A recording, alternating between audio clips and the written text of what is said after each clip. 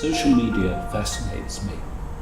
People's dependency on their phone, their iPad, the number of likes they've had. It's both reassuring, but it's a clear indication of a great insecurity that we have. Mm-hmm. We're all selfish, but we have to be selfless. Mm-hmm. It's a tricky one, it's full of contradictions, but we're only here for a relatively short time. It seems long sometimes. My work is very labour intensive, it is very craft based. I call myself a craftsperson that would aspire to be an artist. I'm not an artist that uses craft. Okay. I just want to make a painting well. I want to celebrate, communicate an image which may be celebrating, but now if we look at things like the painting behind us, it's moved into a different reason for looking for subject matter.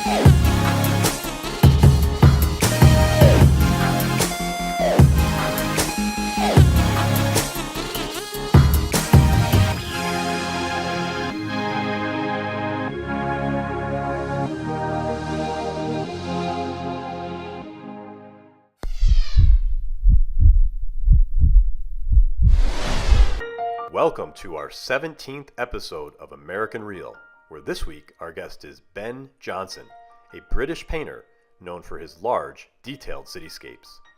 While in England, I had the opportunity to enjoy a cup of tea and sit down with a talented artist in his studio. Ben takes us on a 2-hour-long journey from his native Wales to London, where he studied at the Royal College of Art. He tells us about his short stint in New York before eventually settling in London some 5 decades ago.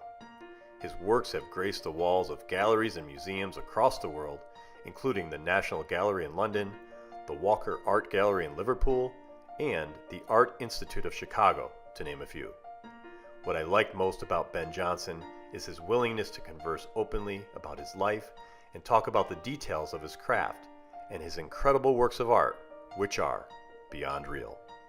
If you like this episode, please share it with your friends, connect with us on Instagram, Facebook, and Twitter, and don't forget to subscribe to the American Real YouTube channel. I'd like to thank our partners and sponsors, especially Happy Socks, turning an everyday essential into a colorful design item, and Alitura Naturals, the best all-natural skincare products available. My family has been using Alitura for a couple of months now, and we're seeing an incredible and considerable difference in the healthiness of our skin.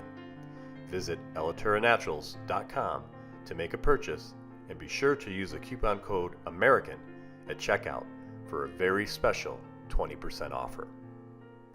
And now, without further ado, I bring to you Mr. Ben Jonson.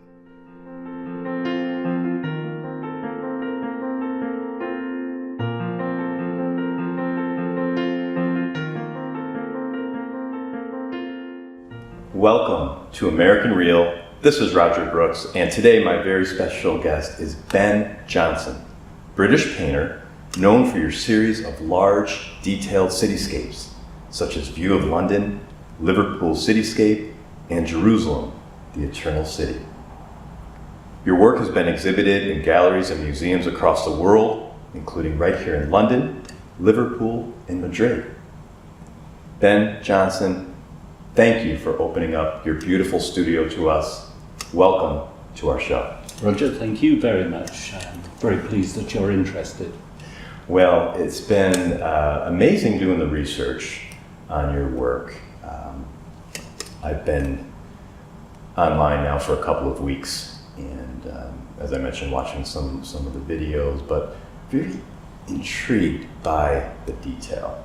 And we will definitely show some of this footage in this episode.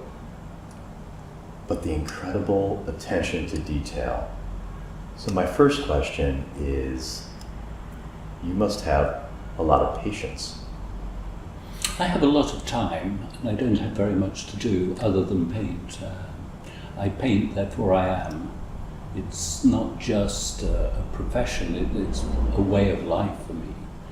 And I enjoy well-made objects, and we mustn't get confused though, because you put a lot of time into something, because you put a lot of effort in, it doesn't necessarily mean that that's a good object. But I'm painting for myself, not for other people, and I get satisfaction out of craftsmanship and doing things as well as I feel I can. And with each success, personal success, there is a new goal set and a new ambition. So as long as you keep raising one's expectation of oneself, I think that that's what life is partly about for me. Right. And how do you think you develop those skills of, most people today are impatient and they don't spend the time and they rush things. Is it something you learned early on? I have problems with my education. I didn't realise, but I'm fairly dyslexic. I was just stupid at school, so I failed exams to get into that type of school or that type of school. So I ended up at a school that was really, in those days, for people that probably would help sweep the roads, service other people that were brighter. And my salvation was really within the art room and woodworking. I loved making things. I loved the art room. I enjoyed colour. And I had a very enlightened teacher and head who said, everybody has skills. These are your skills. And my timetable became more and more orientated to both craft, woodwork, and the art room. So I left school at 14 and I managed to go straight to art school. So I went to art school just before on my 15th birthday, and I did a course, and it was meant to be a 1-year course, but they said, I think you should stay on. But the trouble is, I'd done the course, so I had to teach myself, and I was inquisitive. And I really created my own course until I was 18. I just repeated the first year, but with personal experiments, the support of the college. And during that time, I had to get a few qualifications that allowed me to do what was then a new degree in art. And at 18, I applied to degree courses.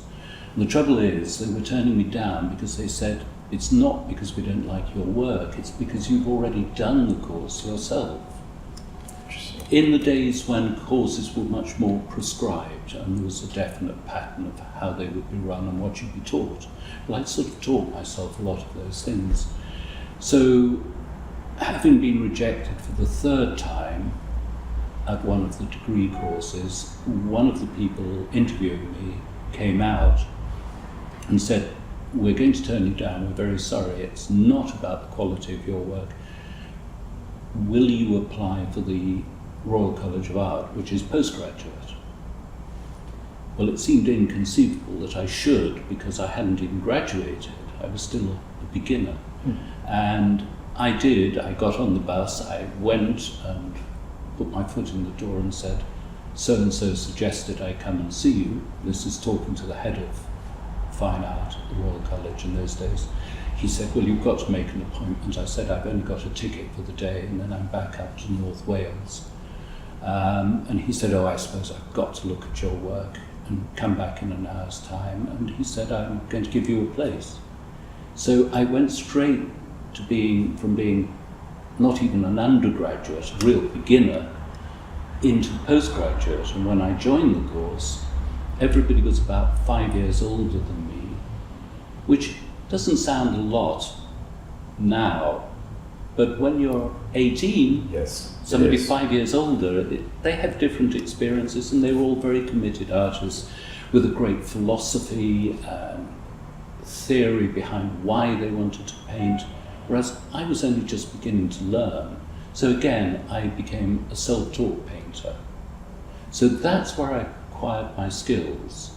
The one thing I knew that I wanted to do, though, is to communicate with people like myself.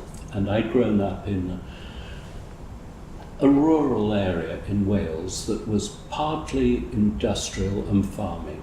And the industry, the main industry, was coal mining.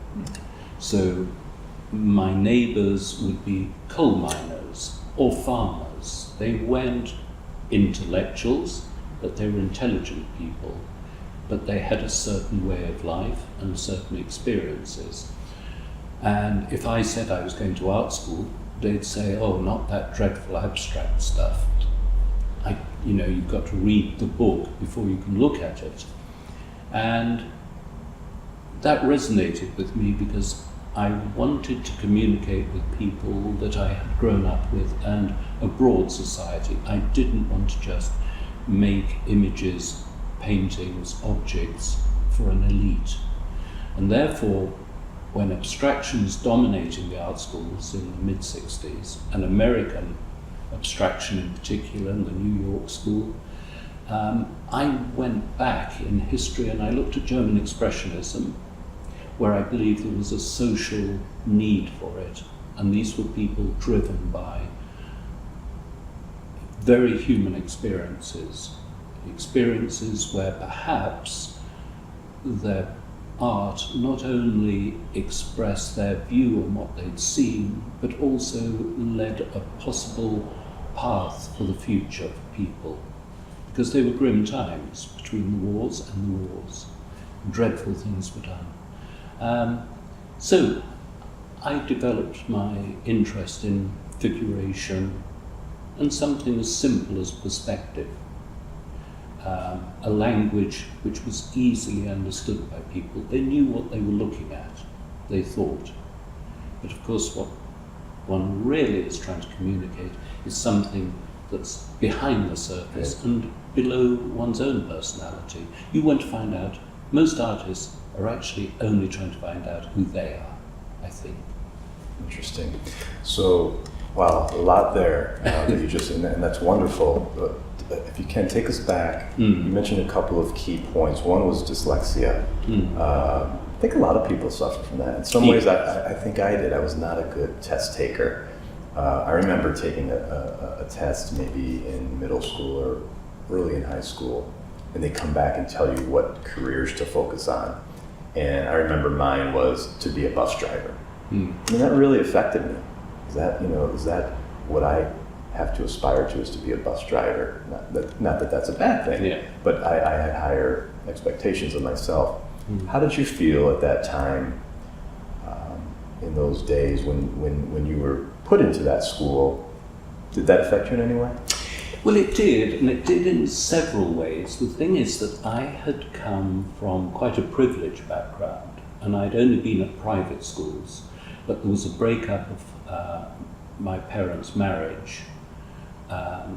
My mother was living in very reduced financial circumstances, so no longer was there an option to send me on to a private school, and I had to go into a state system. And the thing is that I had a funny voice. I hadn't got the local accent. I had what was known as the posh voice. Okay. So that gives you a hard time in the playground. Also, I had certain trappings of having come from a rather privileged background rather than perhaps a more working class background. So I had quite a bit of social readjustment to do and question my own position. In terms of the school, I had a relation that was a governor on a school that was of a much higher caliber. And he said, I'm a trustee there, I could certainly get you a place. But I knew that would be wrong because I would be struggling academically. And I went through the normal process, which is we did an exam aged 11. It was called the 11 plus, and this selected you for a grammar school, which was high achievers academically or potentially, or the ones that probably were going to struggle, maybe be bus drivers. Now, I had a mother who was slightly hypochondriac, so she relied on medication to get her through life on certain occasions. And I did my 11 plus, and she said, "You must be a bit nervous." And I said, "I am." She said, "Well, here you are, let's have a couple of Valium." Really? So I went into the exam, spaced out. So I would have been struggling at the best of times. Right. But, you know, basically I was high. Wow. And then I went through the first year of being in my secondary modern, which is the lower achieving school. But they thought that I was quite bright and couldn't understand why I was there. So they said, "You can do the 12 plus." So my mother gives me the Valium again, and I go back to the school. Well, I only had 2 more years to go then, and then I left at 14. So that was quite interesting, but I made some good friends there. I also had a great advantage in that, one, I loved art, and I had a very good headmaster and a good head of art, and they liked my work, and they were sympathetic, and that was good. But also, I was quite a good sportsman. I was a good runner, so I ran for the school, and I loved gymnastics. So I was part of the gym team, and that brought a great sort of, you know, people forgave me for having a funny accent and pretensions. Sure. So sounds like you were close with your mother growing up? Yes, I was. I was really spoiled, and she was very indulgent, and I often wondered why she was so indulgent, you know, and I was a bit of a spoiled brat probably, and probably a bit of a mummy's boy, because she wrapped me up in cotton wool and looked after me. But events that came later made me realise why she was so protective and so obsessive in looking after me. And should I tell you about that? Oh, please, if you can explain, that would be great. Okay, so I grew up in a very ordinary family. Everything was ordinary, because as a child you only know what you're growing up with, whatever that is, and you think everybody else lives like that. Well, I had a father who was quite eccentric. I now learned, you know, his behaviour was unusual. Apparently, on the eve of my first birthday, he hadn't been around for a bit, and my mother gave him hell and said, "Where have you been? Why didn't you tell me?" But this wasn't unusual. He lived on race courses. He was a heavy gambler. Okay. And he'd been away at some races, and she said, "I don't suppose you even know what day it is tomorrow." And he said, "Well, it's little Benny's birthday." "And did you get him a present?" "Of course I did." "Well, where is it?" And he said, "Go and look in the back of the car." And my mother opens the back of the car, and out walks a horse. And he'd been gambling, and often around racecourses, you get fairgrounds set up and circuses to coincide with the races coming to that town. And he always was a very gregarious person and knew everybody, so he got to know somebody from the circus, and they were gambling together, and he won this little pony. It was probably, you know, 2 feet tall. It was a Shetland pony. Okay. But for years, if I went back to visit the family house, the paddock where this horse went, there was a circle, because all it did is go around in a circle. So at the age of 1, he said, "That's a horse. I want my little boy to be a jockey." So he got ambitions for me. Sure. So that was just one of his eccentricities, and there were plenty more. He never did anything by halves. My mother once complained, "You're not a normal husband. You go off, come back at 7 in the morning, you've been out with girlfriends or whatever. I never know where you are. I mean, why don't we go out together sometimes?" But I couldn't go out with you because I don't even have a hat. good husband would buy his wife a hat. These are the 50s, you know, times have changed. Sure. So the next day, a huge van comes to our house and down the drive, and in the back are 2,000 hats. And he bought a bankrupt stock from somebody. After the war, there were a lot of bankruptcies. So he bought 2,000 hats, and he said, "There you are. Never let me hear you say that I don't buy you anything and you don't have a hat." Wow. But I don't think they were even married at that stage. And I think it was on an occasion when she went out with a hat, he said, "Oh, by the way, we're going to get married after the races." And our driver, who was one of his half-brothers, was going to be the witness, and that was it. They got married. So did you have a relationship with your father? I was very fond of him. I can remember him coming in, and he would often have a stubbly chin. He used to pick me up and rub my face on his stubbly chin, and he always seemed like a huge man to me, but when you're a child, everybody looks big. I remember him being unbelievably kind and generous towards children, and he had very good friends, I remember.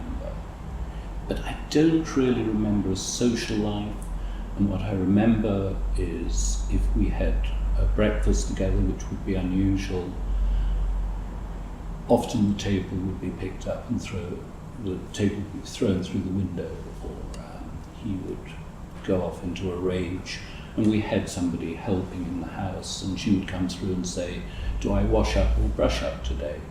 And often it was brushing up. So he had a temper. He had a temper, and things have moved on. I'm now much older. I now talk about my past in the way I wouldn't have done, because I'm interested to know what the truth is. And I've recently discovered a half-brother, two half-sisters, and other relations. And I'm wondering, things that I know I saw, I can't get past that. I can remember fairly gruesome things. But his other children didn't see this side of him at all. So I've got a feeling that maybe my mother provoked him, or they had a certain relationship which just made him angry. He was eventually married, I think, 6 times. I certainly know my mother and the next 2 wives, but apparently there were 2, if not 3, before my mother. And we don't know anything about them. But I've got to know the wives since my mother. But one of the things that happened, and going back a stage or 2 to why my mother was perhaps quite so obsessive and protective, is that one day I was about 7, and she said, "I'm going to London for the day," which was in those days about a 5-hour journey, "but I will be back tonight, and I'll bring you a present." And I thought, oh, that's wonderful, because she's always very generous with her presents, and I know about this big toy shop in London. What am I going to get? And I'm allowed to stay up. And she comes in, and there's nothing in her hands, and I say, "Did you have a good day? Where's my present?" And she said, "Oh, open the door." And I opened the door, and it's a bit like the horse coming out of the back of the car. There is a 14-year-old boy. And she said, "This is your brother." Wow. I knew nothing about having a brother. I probably didn't even know where brothers came from. Right. For me, they came from London, and they were behind a door. And he then came and lived with us for 2, maybe 3 years. And what had happened is that I found out that my mother was married. She'd lost both her mother and father, and she was obviously very close to her father. He died when she was about 17. She inherited quite a lot of money. She was quite clearly very flirtatious, and she was very attractive. She was a good proposition, good-looking woman, bit wild. Financially stable. Financially stable. But she married a very, very stable man who was older than her, possibly even a father figure. She was 19. I don't know how old he was. He was in the war, called up. He was an officer. And he said after a few days, well, I'm going off to do my bit for the country, which meant going to Egypt, where he played polo and had a very nice time. Wasn't really terribly active in any battles, but left her pregnant, bring out a child. There were nannies, so that was okay. But I know she said that she was bombed out. She then moved to Manchester, which is northwest England. She moved to a city, and I think she moved 13 times in 18 months, but with a baby. And yes, she had a nanny, but I think she's probably quite a gregarious woman herself, and she was attractive, and she probably went to clubs and had quite a good time, and at some point she felt she ought to join the war effort, and she signed up for the American Army. I don't know how this happened. And she became a driver for officers.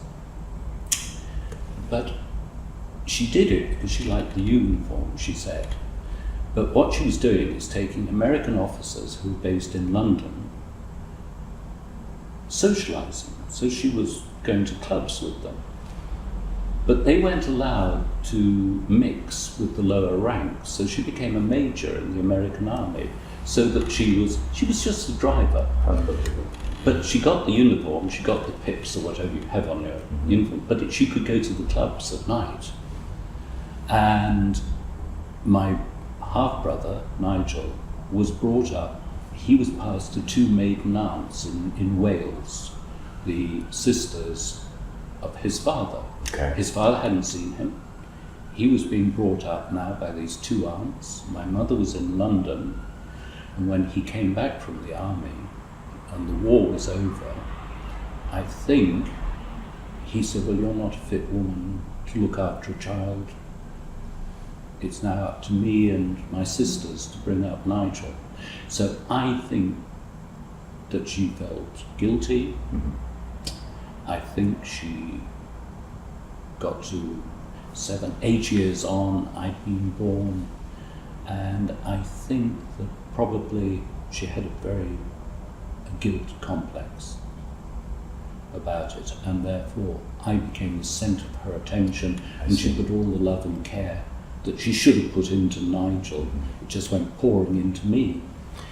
But we lived together. He was 14, I was 7.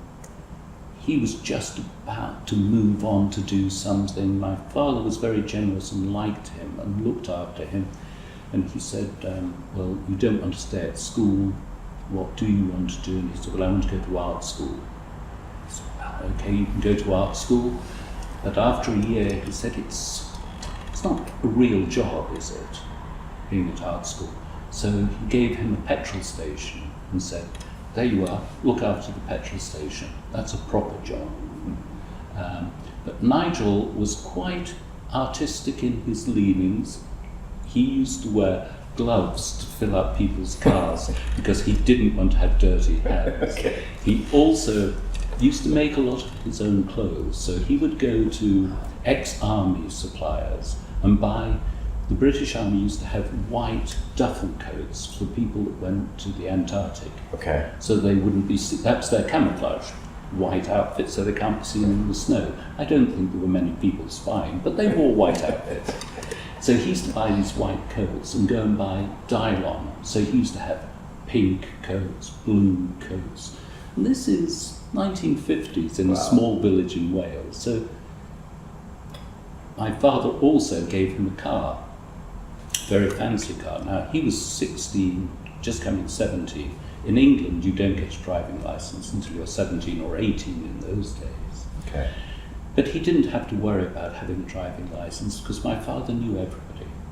He knew the police, and the police would just wave at my father as he was being driven by my brother in a blue coat in a very fancy open-top car. So, Did you have a relationship with Nigel? well, okay, so one night Nigel had been babysitting me, and I think I was about 8 or 9, maybe 8. Nigel was then 16, 17, roughly. And Nigel shakes me awake and said, the old man, our father, his stepfather, has come home. Your mother's out. He's going to kill her. And I've come to a deal with him. He's giving me a driver and the car I really like. And I'm going to go and live with my father in London. Goodbye. So I then look out of the window because I hear lots of noise in the garden. And my brother has thrown down a big blanket on the window below his bedroom, and he's throwing out all his favourite things into this blanket because he's going to get in the car and leave. And I see him gather the corners. He waves goodbye to me. My father comes up and says, there's going to be a bit of noise, but you'll be all right, Benny, don't worry. But there may be an argument. I'm sort of used to arguments. I'd seen my father throwing my mother downstairs. I saw her run her over one day, and I also tried to protect her when he broke a broom across her back. Oh my gosh. And I'll never really forgive myself for the fact that I was so scared I hid in a dustbin. But I could hear her screams. And all of this is so odd because he was this very kind man, but Jekyll and Hyde. But anyway, so the night of the big bust-up, Nigel's gone. Hear screams from downstairs. My mother comes up and says, you're not to worry. And she put a dressing gown on me and said, I'm going to take you up the garden. We had quite a large garden. And she passed me through the hedge. And I remember being scratched all over. And she said, somebody's going to be on the other side to take you. And there's this stranger. I had no idea who it was. And you're going to be taken to your friend's house down the road, and I'll join you later.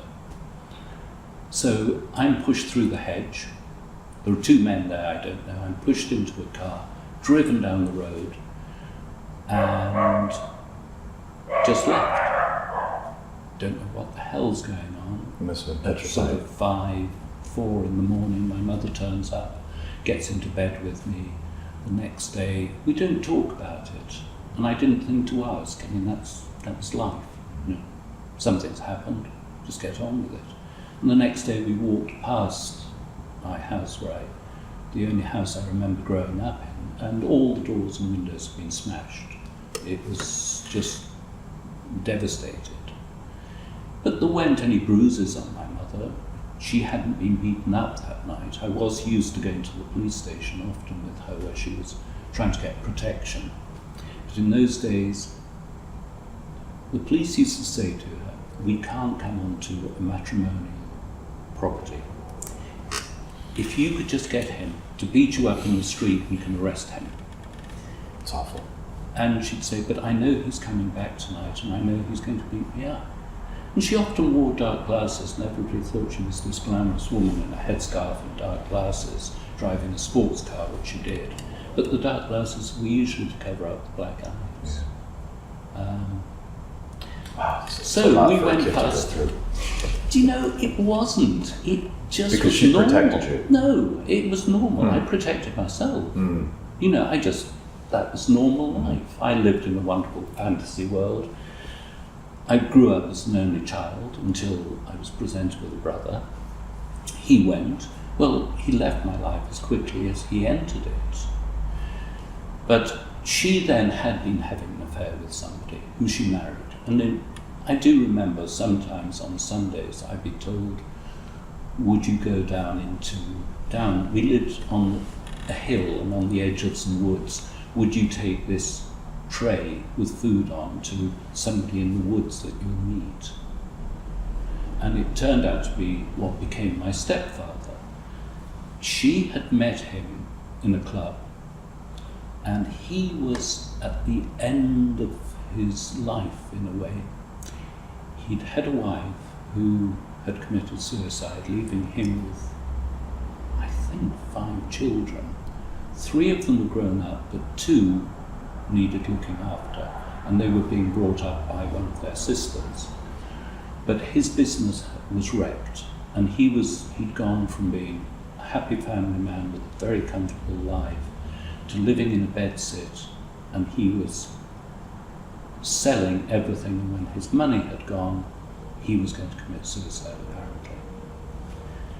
And the reason that my mother met him is that he advertised his fridge one day, and a man from a club, the owner of the club, bought the fridge and thought this was quite a nice guy and said, listen, if ever you want a free drink, come along to my club. And it was the club my mother went to, and that's where they were introduced. So my mother started this relationship with him, and this gave him a reason to live. And they eventually get married? And they eventually got married, yeah. Yes, they eventually got married. But the 2 children came to live with us for a short time, but they disappeared. So people came in and out of my life in an odd way. And certainly, I think my mother controlled my stepfather. She was quite a forceful character. She was a bit like Betty Davis. Sounds like it, yes, yes. Yes. So she was quite a character, and I had a father who was quite a character. And then my mother said, well, I must have been about 16. So I was at art school, and she said, we're going to go to London for the weekend. I've managed to track down your half-brother Nigel. And she'd had private detectives working on it, and she tracked him down, and he was living in New York. He'd come to London, absolutely hated living with his father. He joined the Guards, became a junior officer in the Guards, and had a very nice life. As you could probably tell from some of his artistic creations and leanings, he was gay. And he used to be on duty at Buckingham Palace, and at the end of the day, he was having an affair with an older, very rich man, and the chauffeur used to turn up to collect him from Buckingham Palace to take him to the flat where he'd been established. No kidding. Aged 19. Wow. He was incredibly good looking and very sophisticated. The uniform probably suited him rather well, and he would have liked it. Until his dying day, he had the most highly polished shoes you've ever seen. So, should we go on to the story about Nigel? Because please, he's so sort interesting. of Yes. Okay, so I re-meet him, and he is just so sophisticated. So now he's in his maybe early 20s, or He's probably mid-20s. Okay. We may have gone on, mid-20s, maybe 25, 26, and he's working for Cunard, and he's working on cruise liners. And he'd just come into London, and he'd already, even though he was quite young, they realised he had great social skills. And he had this wonderful proper English accent, much posher than my voice, and he'd gone to the very best public schools in England. A public school is what you would call a private school. So he was sophisticated, well-spoken, very good looking, had youth on his side, and spent a lot of money on well-tailored suits. So he had a job looking after people on first class cruises, trying to get them interested in taking the next cruise. Okay. And it wasn't the days of 1 week cruises or 2 week cruises. You'd take a cabin or two, a suite, for maybe 2 months, Wow. 3 months. And he was living very well, he was very well paid, had a fantastic clothing allowance, so he used to go to Savile Row when he came to London. And it was a very strange meeting, because we were staying in what for me was a grand hotel, but he was used to staying in the Ritz, so he thought he was really going down market and He wondered why he was coming to have a drink with his mother who'd abandoned him.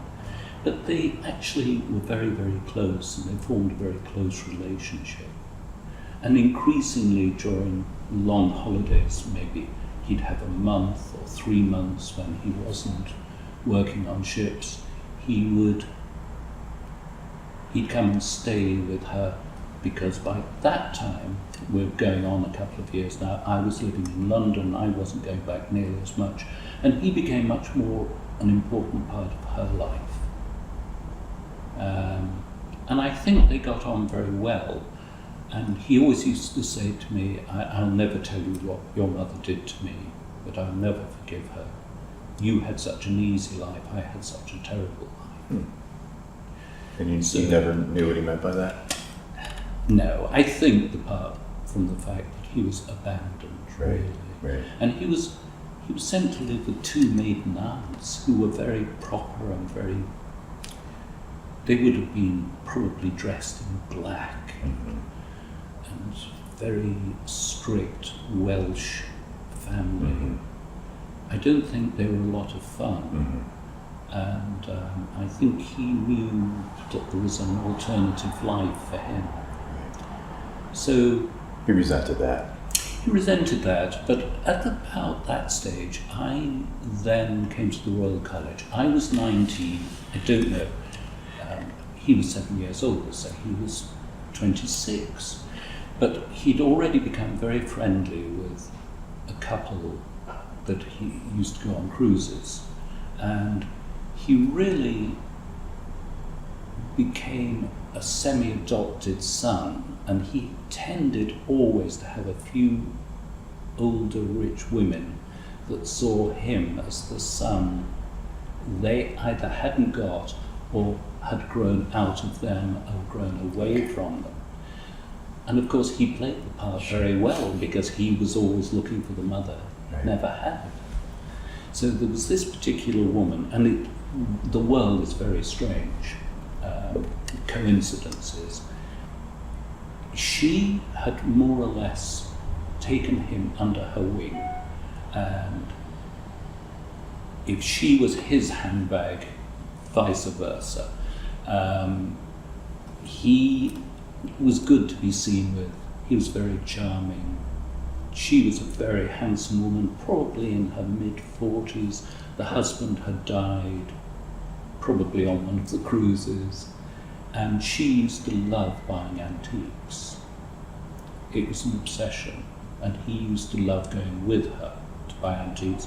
So he set her up in a house on 73rd in New York, on 73rd, brownstone, 5-6 floors, housekeeper, and it was part house and part showroom.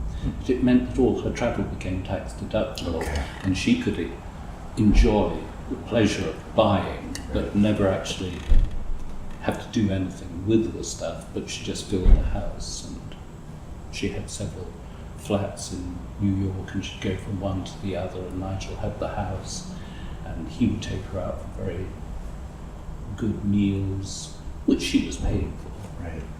But it was a fine life for him. But it benefited me, because one day he showed her one of my drawings, and she said, "That's rather wonderful, and this is my brother's work." And she said, "Well, I'd like to buy a couple of pieces." So me, poor student, have a rich woman in New York buying for her collection. That's just fantastic. And then, in the middle of the night, I'm living in the student hostel, and this is the days before mobile phones. There was a phone on the landing for 20 students. The phone's going, and I think, oh, I better go and answer it. Nobody else is. And there's this American accent on. There's a man saying, "I've just seen 2 of your drawings in a flat, and I'd like to give you an exhibition." And I said, "Oh yes, it's the middle of the night, fuck off." Wow. And I thought, who is that? It was a very good accent, and the phone goes again. Everybody's shouting, "Ben, that's for you again, probably." And this man said, no, I'm really serious, and told me the background, and it added up. It wasn't just one of my friends drunk and doing a phony accent. And I sent him 5 drawings, and he sent me a check. And he said, I've sold them, send me more. And he set up a show, and it was my last year at the college. And I met him, and he turned out to be 19. He looked about 29. Wow. He was the sharpest person I'd ever seen.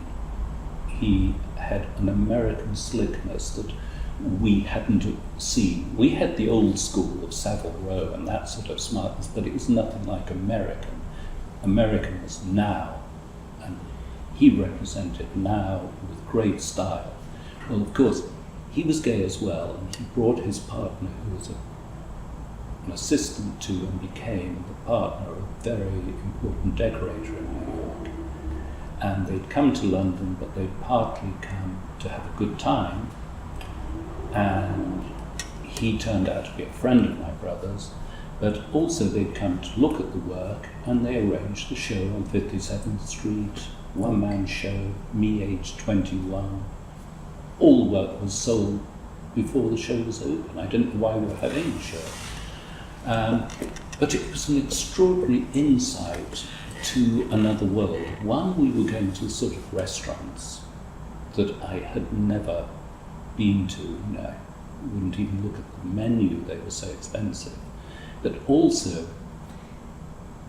the promiscuity of the 60s was across all sexual, right. all sexual activities, you know, all inclinations, and they were the most promiscuous homosexuals.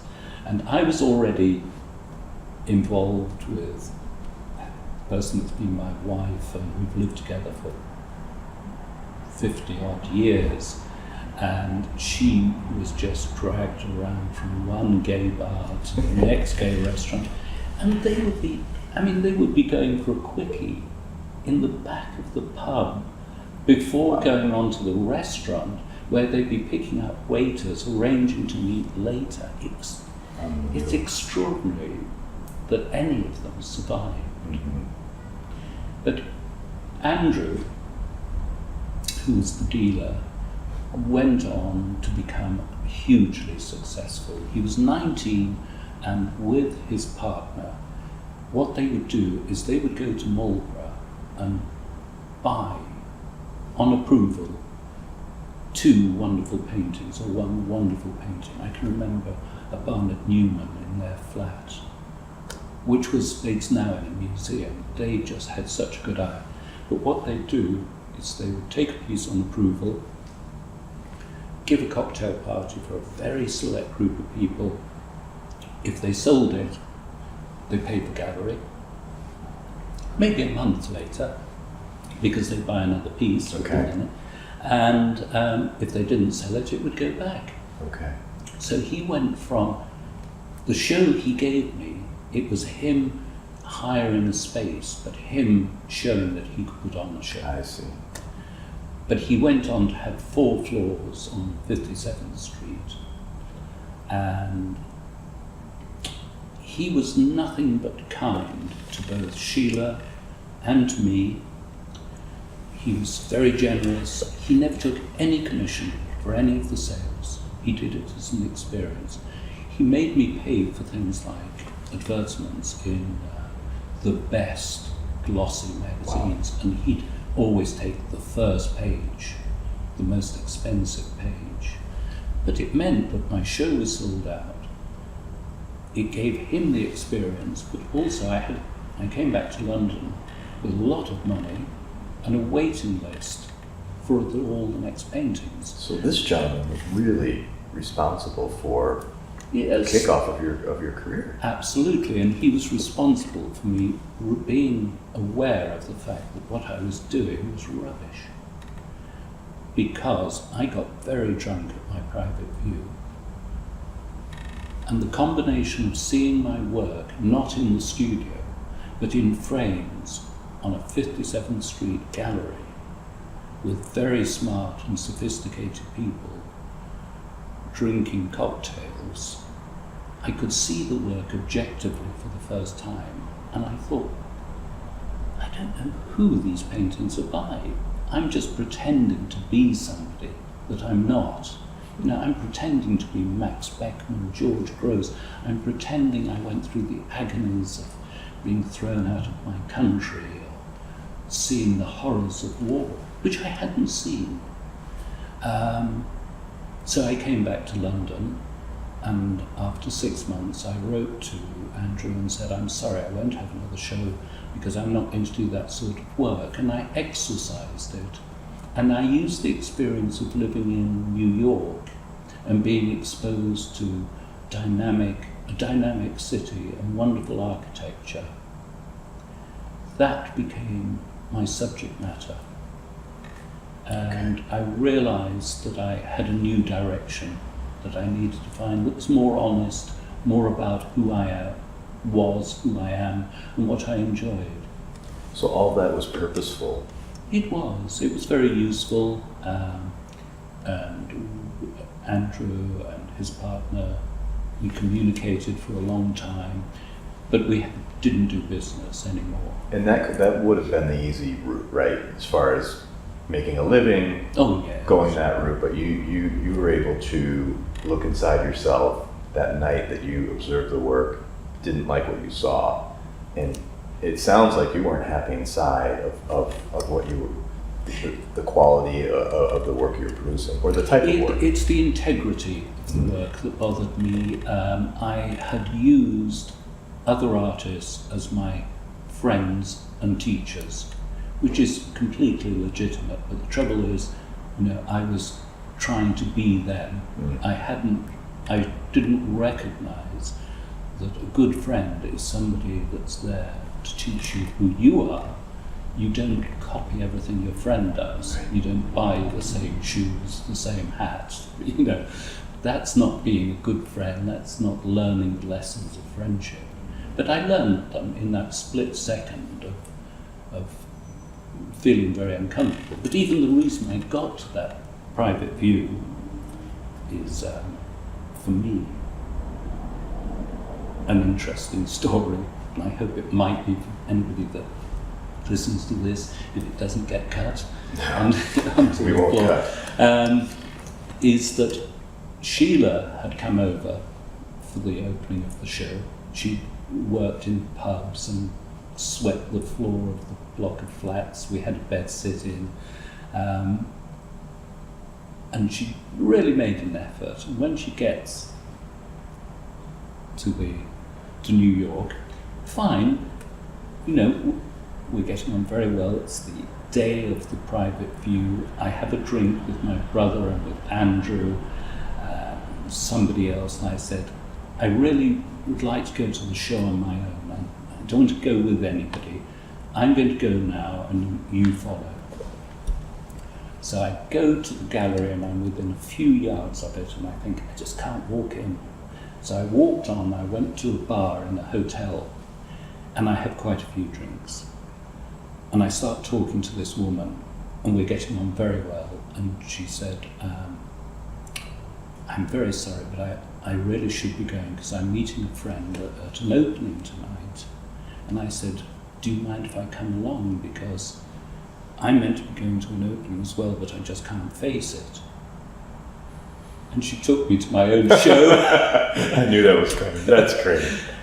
But Sheila had gone with dear Andrew and my brother, and everybody was whistling at the three of them walking along, or at all the builders on the scaffolding. And Andrew was furious because he said, I don't know if they're whistling at you, Sheila, or at me. So they're getting on really well, and Sheila gets to the show, and somebody comes across and says, who are you? I'm Sheila, I'm from London, I'm a friend of Ben's. Oh, you'll have to come and meet his girlfriend. Oh. And I had a friend who was a girl living in New York that I had been having the odd outing with, and she is introduced to Sheila. Sheila, at this point, she'd worked so hard to get there. she is so devastated by what a swine I am, and the evening is so dreadful. She gets very, very drunk. Oh. And we eventually go out for a meal. Sheila passes out in the lavatory, but Andrews goes in and rescues her and said, I'm the only man that's allowed in this room, in the women's room, because I'm an honorary woman in this restaurant. And I can't remember the name of the restaurant, but it's the one where Andy Warhol used to eat, and it was the smart, fancy, arty restaurant.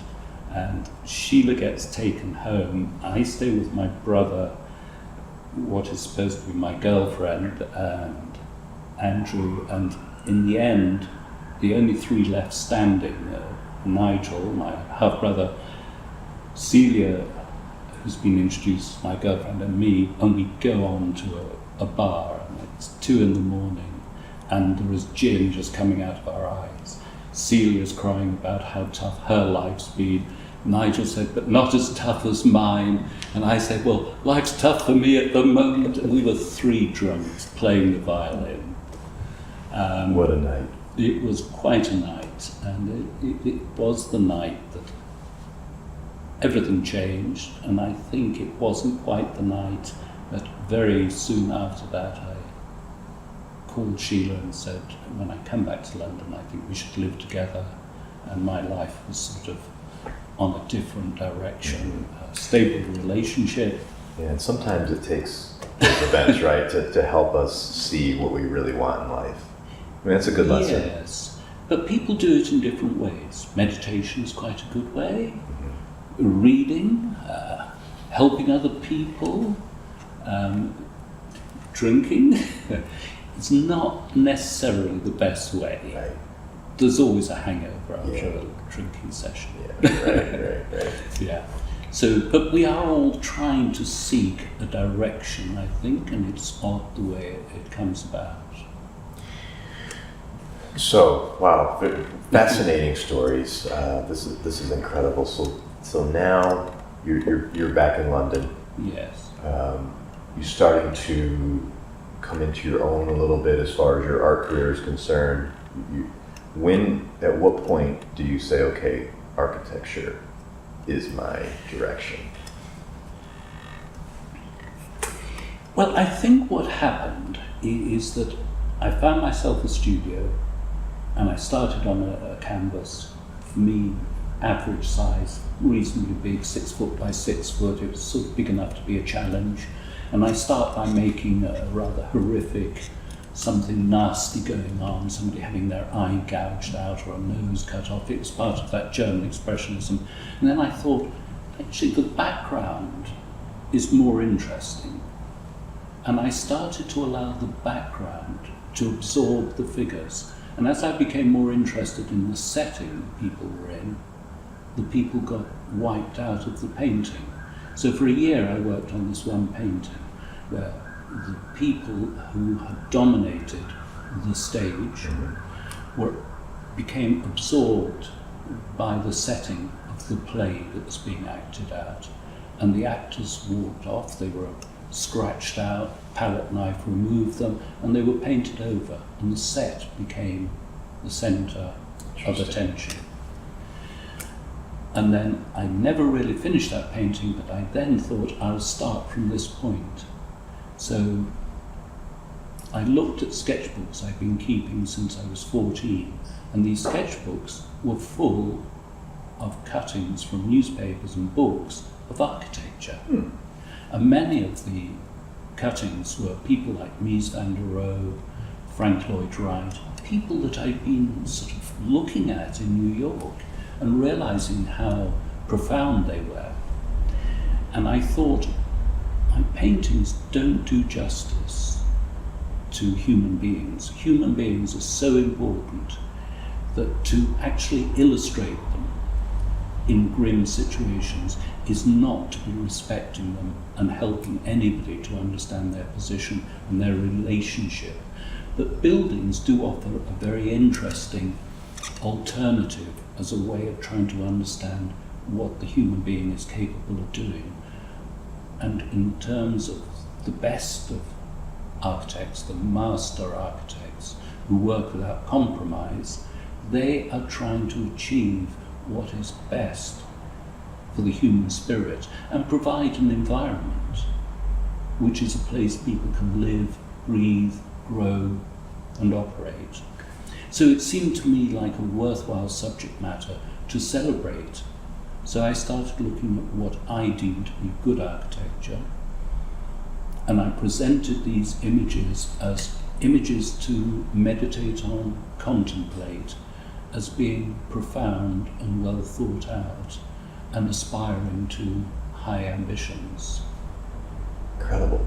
So they were illustrative, and I was always subservient to the subject, but I was enjoying going into a studio every day and trying to represent what I respected as well as I could.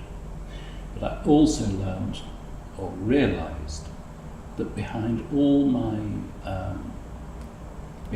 taste, behind my searches within museums and art books, I had always been moved by structure and geometry and relationships of proportion.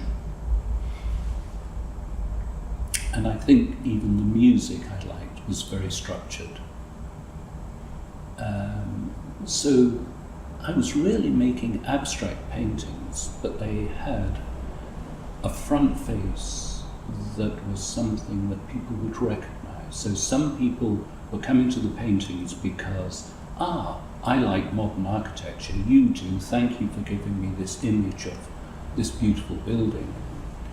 But some people were coming to it and saying, I don't know what you're trying to do, but there's something that really draws me into your paintings. And I started, because I'd started showing publicly,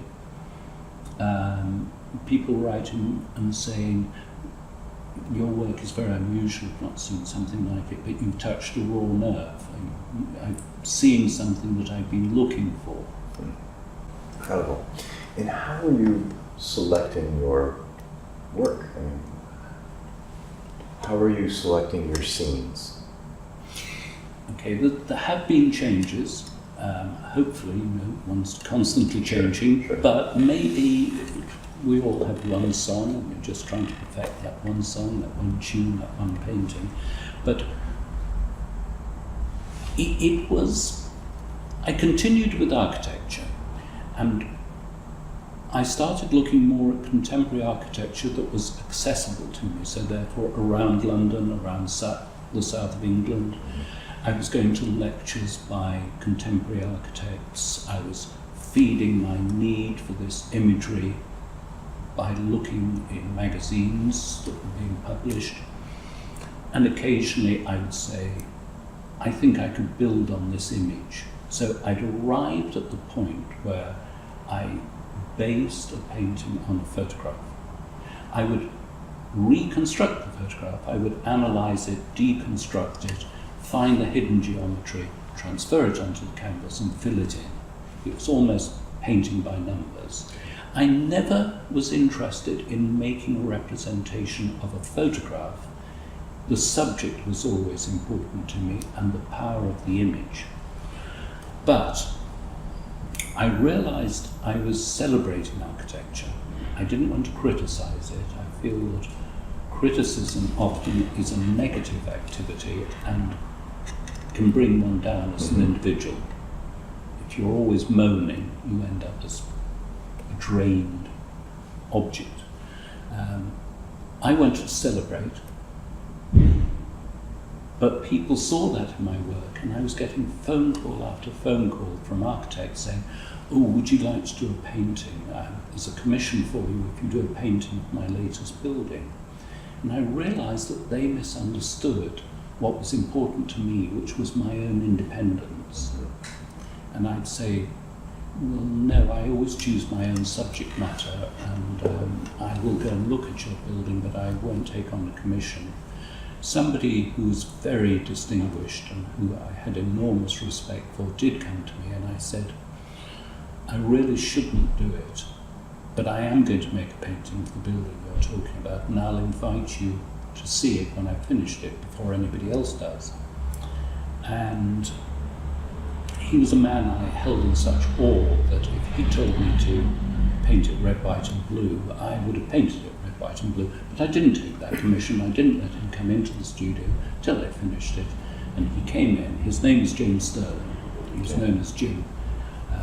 And he came up to the painting, tapped it, and said, "It's a good painting, too much Ben, not enough Jim. I'll leave it."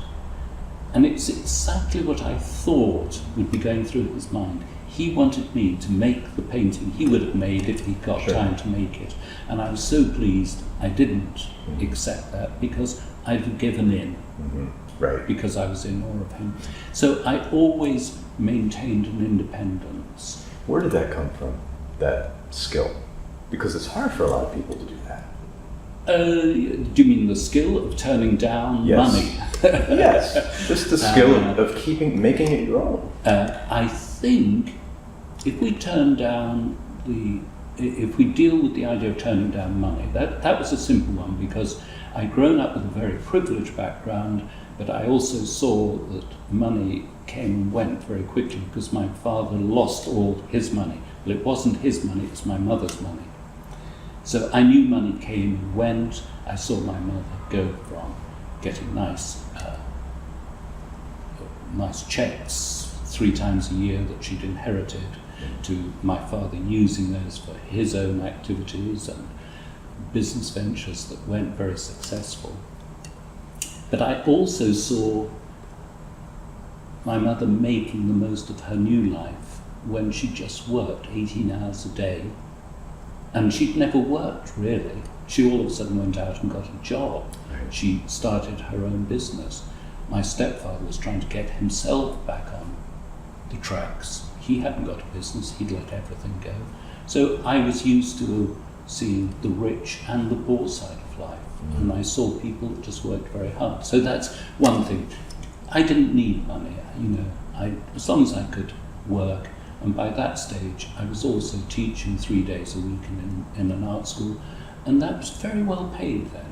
From 3 days a week teaching, I could paint 4 days a week. Sheila was working for the BBC, we had 2 incomes coming in. It was, we were having a good life, it was fine. But then, where do the other skills come from? Well, the skill of turning things down I've dealt with. The skill of making a painting is just putting in the hours. My work is very labour intensive, it is very craft based. I call myself a craftsperson that would aspire to be an artist. I'm not an artist that uses craft. Okay. I just want to make a painting well. I want to celebrate, communicate an image which may be celebrating, but now if we look at things like the painting behind us, it's moved into a different reason for looking for subject matter. And I'll come on to that, because that came from another eye-opening moment, which was an interview with a London journalist. So I said that life works in a strange way and there are odd coincidences, but I'm unburdening myself to you, and I lost track. What I was going to say about the woman who first bought 2 pieces that led on to my introduction to Andrew Crispo and the way that things developed that. My brother formed this close relationship. He was almost like a son, wasn't. It turned out that she was from now she'd been married to a very, very rich American, but she was from a fairly small town in North Wales. The same town that my mother was from. No. She was a very similar age to my mother. One day, Nigel said where he'd grown up and talked about his background, and she said, "I knew your mother.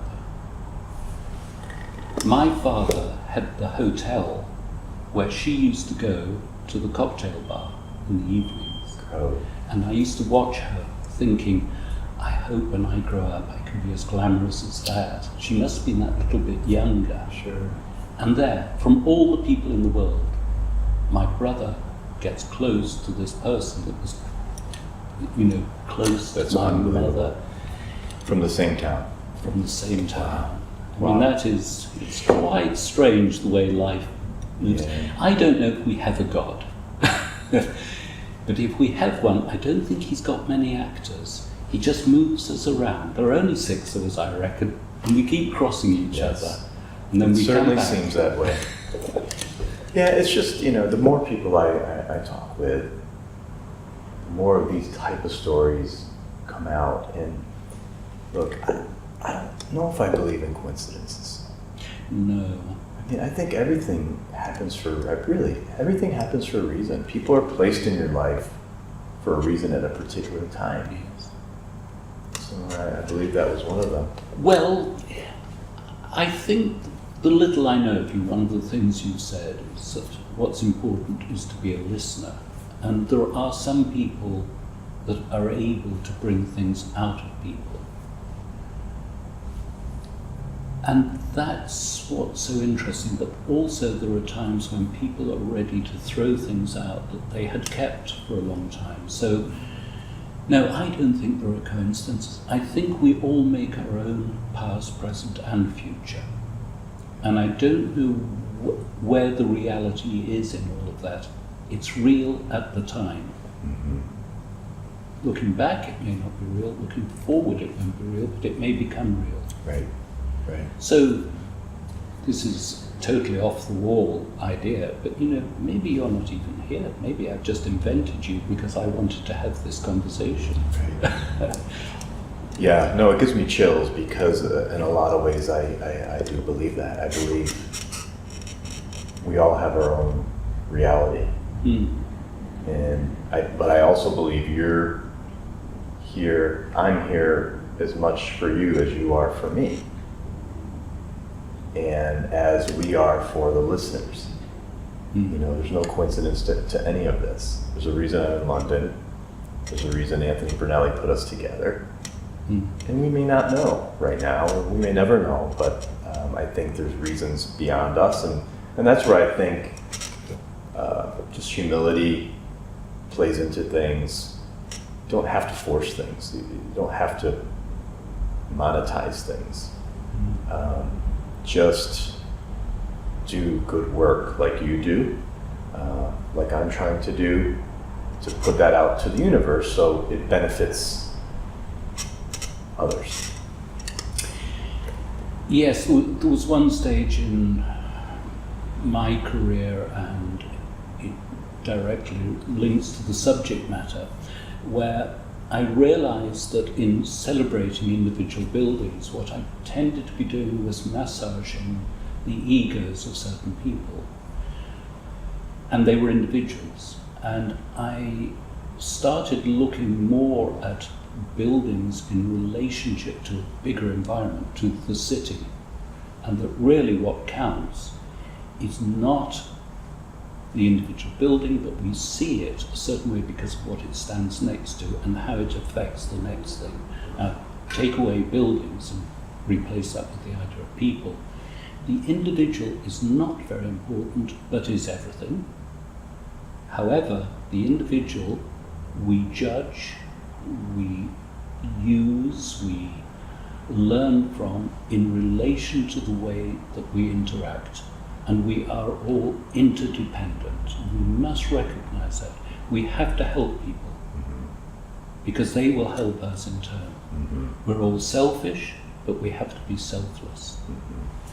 It's a tricky one. It's full of contradictions, but we're only here for a relatively short time. It seems long sometimes. This interview will probably seem long to some of your listeners, viewers. No, but in the big scheme of things, you're right. Our lives are just a blip. Yeah, they're a blip, and we're terribly lucky that we have certain relationships. I'm eternally grateful to a wonderful wife who's been an extraordinary partner for so many years and put up with so much. I've got 2 wonderful children. They in turn have wonderful partners, and I have grandchildren, and I get so much joy from that. However, I still spend far too much time in the studio when I maybe should be playing with my grandchildren because they're only young for a certain time. But I need my studio, I need work, I need to find out who I am.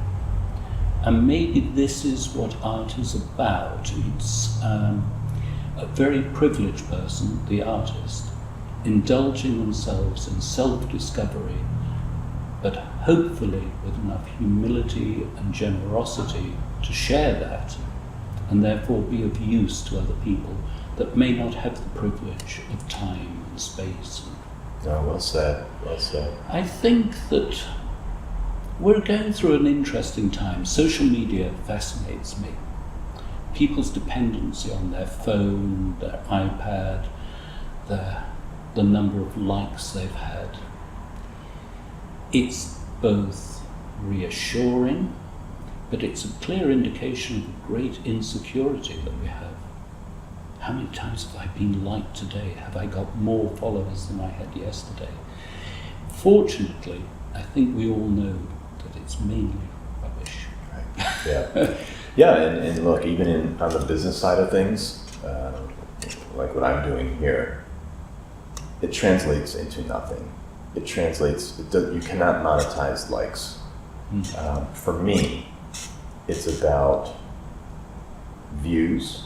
I want people to view these episodes because I want them to learn something from them.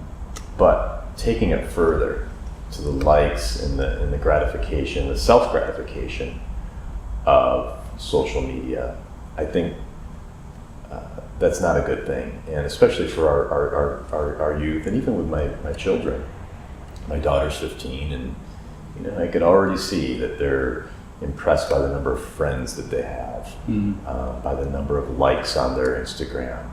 And I think it's our job as adults to help them understand that that's really not important. The true importance of friendship, of communication, of being able to sit across from someone and have a nice conversation or a cup of coffee and really benefit from each other. So you're right. It's the world we're at an interesting time. Very interesting time. It's astonishing to think how much knowledge we have access to now. In the palm of our hand. In the palm of our hand. We have every library from around the world.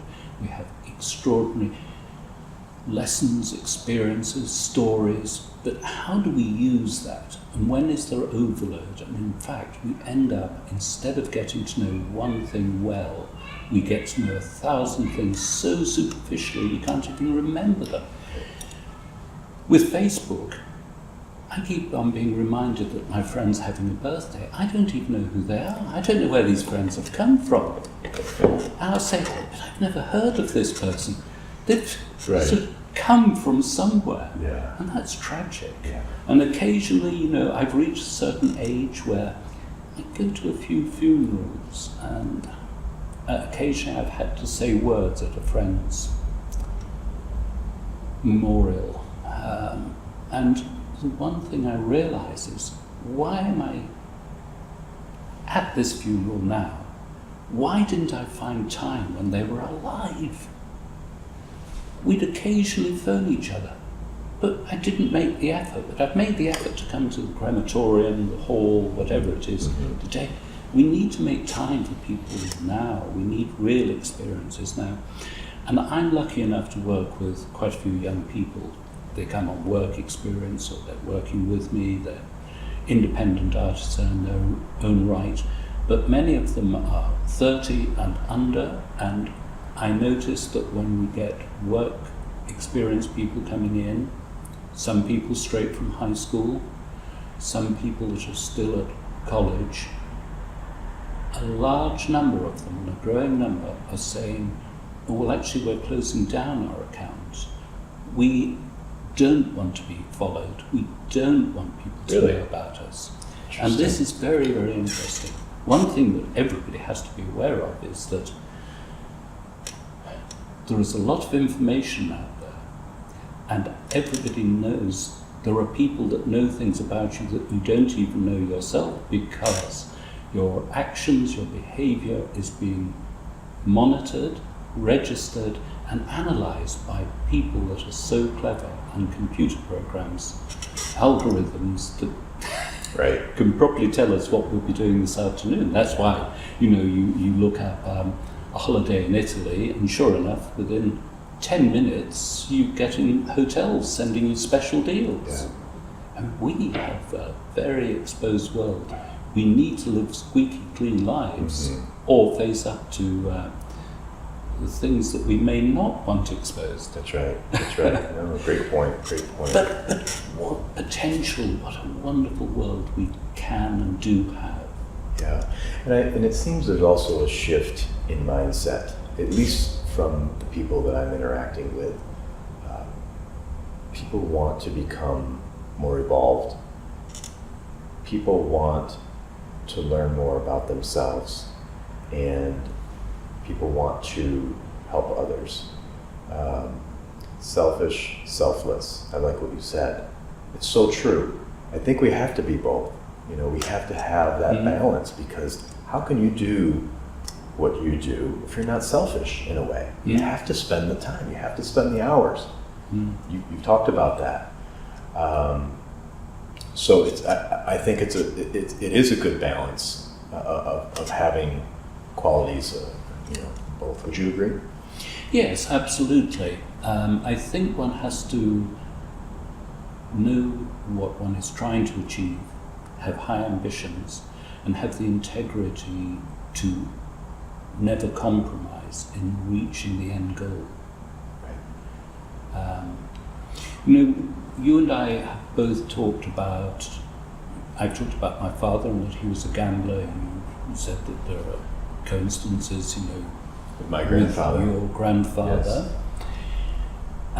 I'm fascinated by the mentality of the gambler, because I've been incredibly privileged and lucky to be in my studio, but occasionally people from the big outside world have come in, and I've met people that have run banks, multi-billionaires. When they come to the studio, we are just two ordinary people. Their background is rarely of any significance.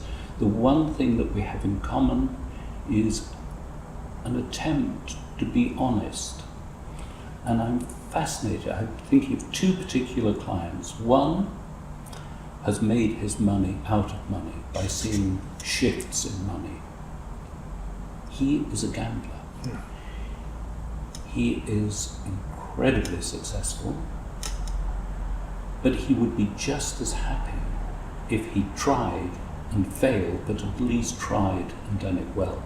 He laughs a lot. He's got an incredible sense of humour, and he can laugh about situations where he's lost money.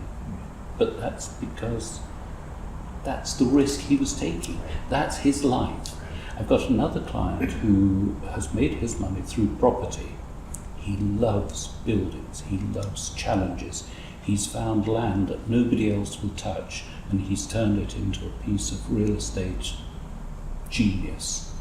But he's also worked with great architects. And when I went to his 50th birthday party, it was the grandest party I'd ever been to. There was Rolls Royce after Rolls Royce, restaurant after restaurant, the best nightclubs, that they all come together in this one venue.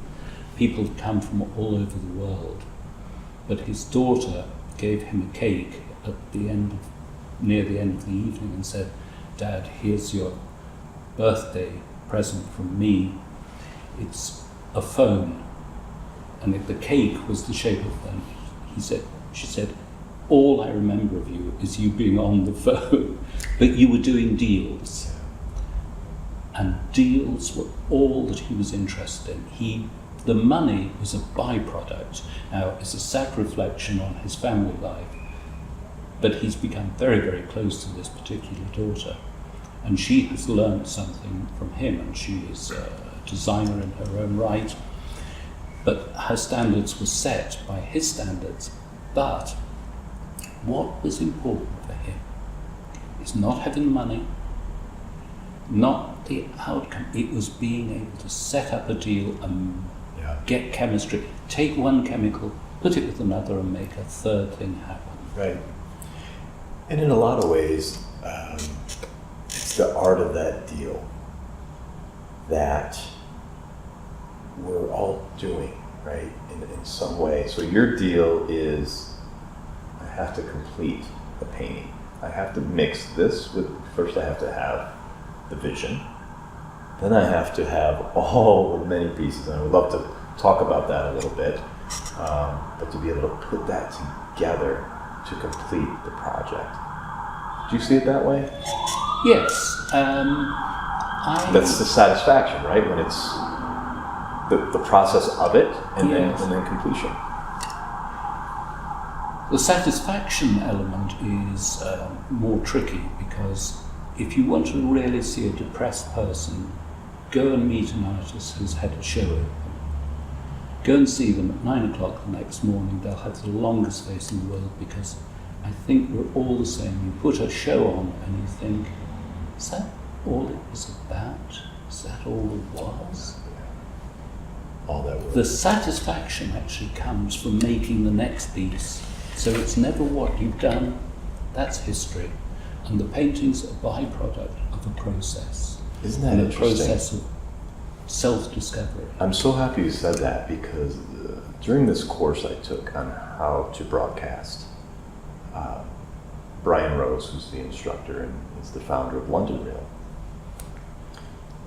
he says, in order to have satisfaction, you need to continue to publish. So publish, publish, publish. Once you stop, you may never go back.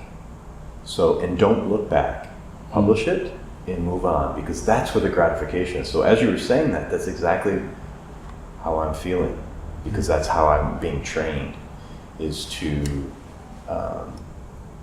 not get caught up in what was just done, rather what's to come.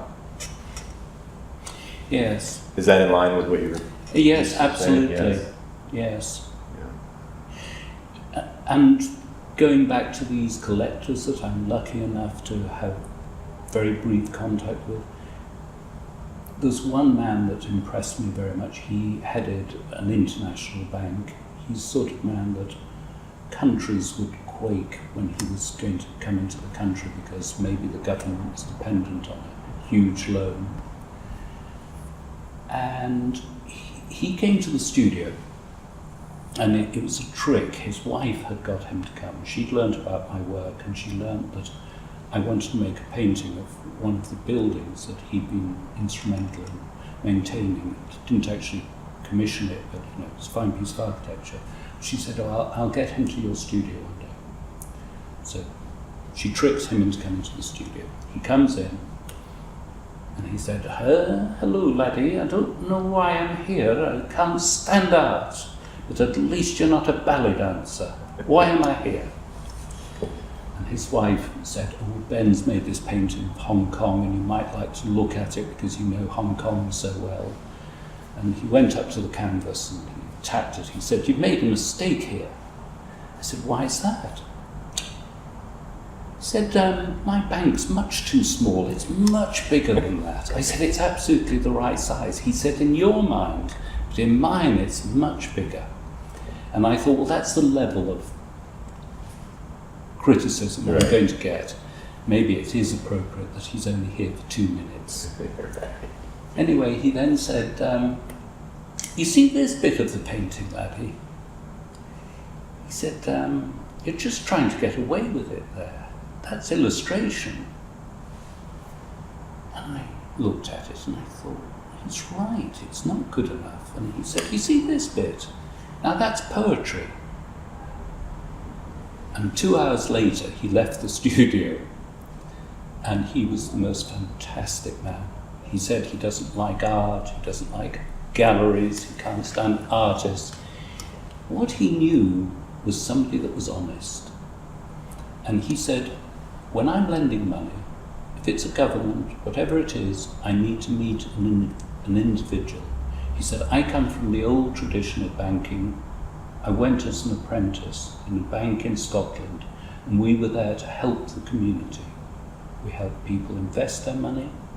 We had a duty to our shareholders that we made money, but we put people first and foremost, and the manager, the clerks knew all the customers.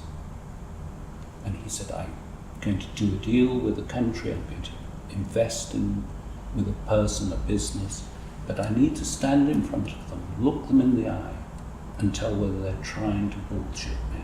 Yeah. Is it the truth? That's so important. It was a wonderful lesson that we are united by a desire and a need for integrity and honesty. And it doesn't matter who that person is, the man behind the bar, Right. the person that's swept the street, the head of a bank. Yeah. And you can usually tell, right, when you look in someone's eyes, if they're being genuine, if they're being honest. Absolutely. Yeah, and that man did when he Yes. left that day. And that's why he was so successful. Mm-hmm. And I met him just a very few years ago. That's going back maybe 15 years, but I met him. And he said, I'm ashamed to be part of the world of banking that I see now. He said, most of these people, they're making a huge amount of money. They don't even know who they're lending money to. Well, it's interesting, again, Brian Rose, who I mentioned now, he was a banker, came to London, he's from California originally, came to London to be an investment banker. And 5 years ago, he was at Branson's chalet in Switzerland with all these rich people, had everything he needed, had all the money he needed, all the cars, looked himself in the mirror and wasn't happy. And he had an epiphany and he said, I don't want to do this anymore. And he walked away. He walked away from it all. So I could see how your friend is feeling, and not that he's going to walk away from that, but there's somewhat, there's money is a funny thing, and it changes people. I've seen it in my own personal life with friends. It's changed them. I'm sure you've seen it throughout your life, and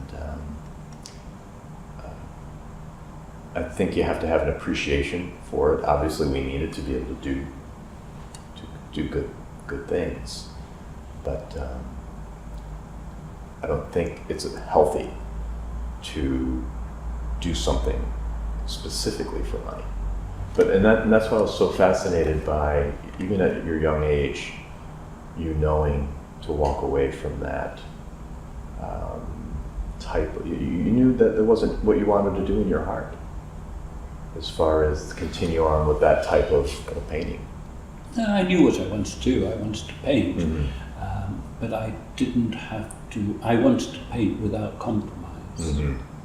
So it was fairly easy for me, and I was lucky. But one of the things we're starting to talk about, which is so important and really tricky, it's morality and respect for the individual.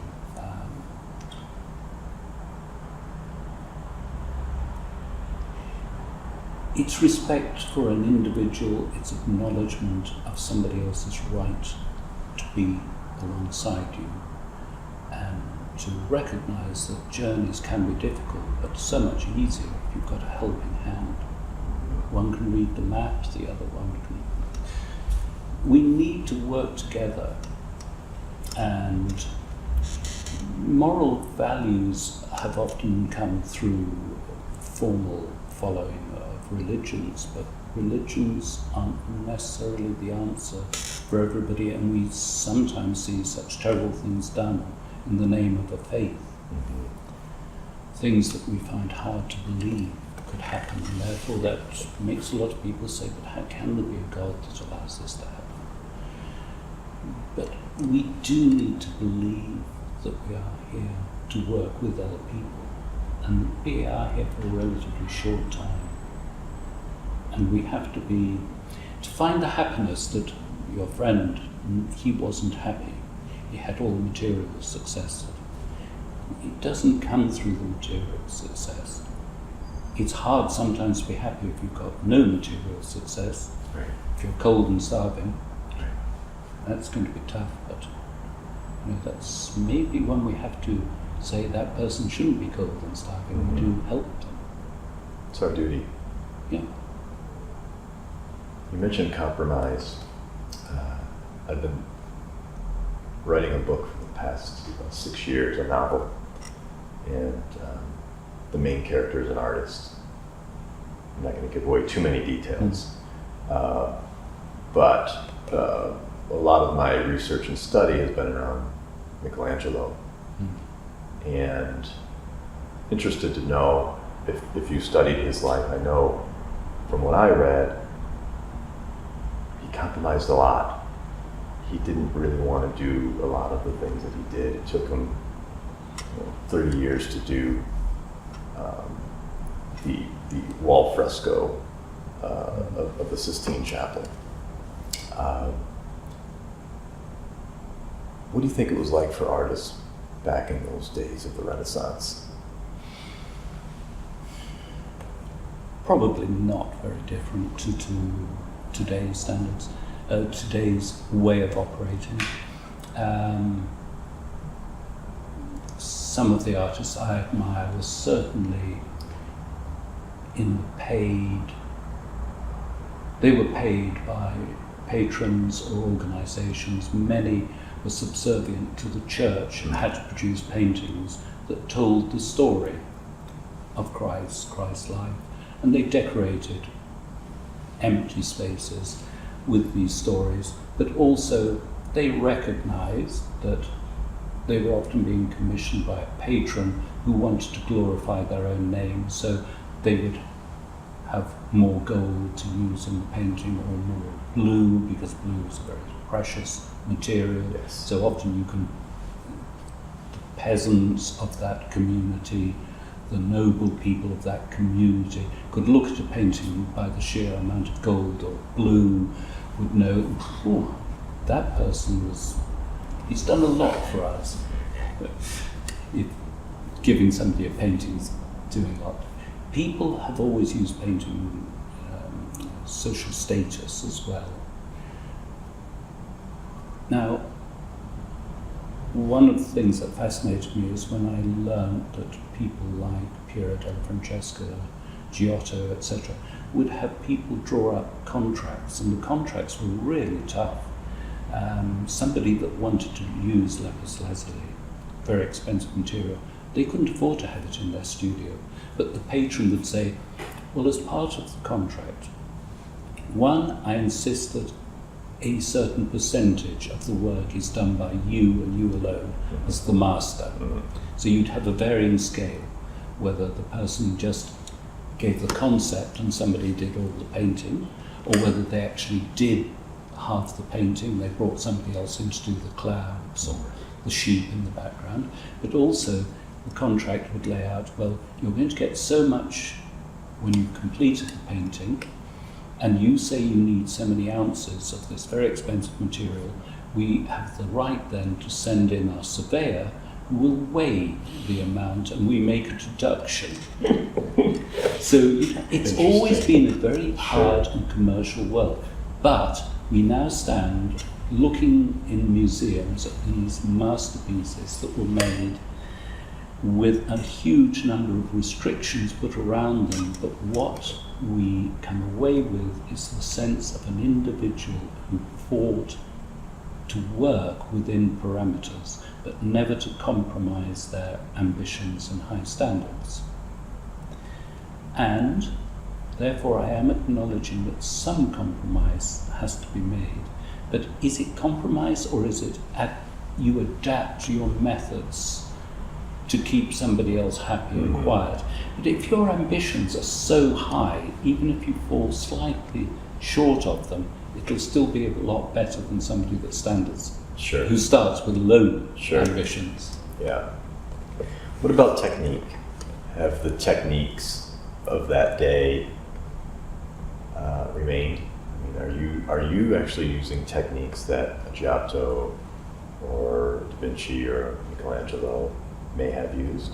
Yes, certainly, and I'm, in my use of perspective, for instance, I'm following books that were written in 1480 and theories formulated then which have never been improved on.